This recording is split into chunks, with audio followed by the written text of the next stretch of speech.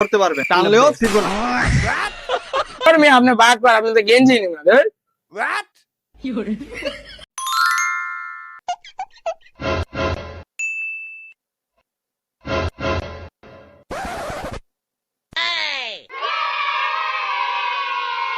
কি লাগে ভাই? ভাই একটা গেঞ্জি নিতাম।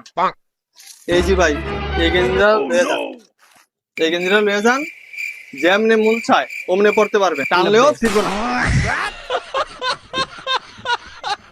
জাহিল। কিও ভাই গেঞ্জি দিয়ে ছিঁড়ে এলো?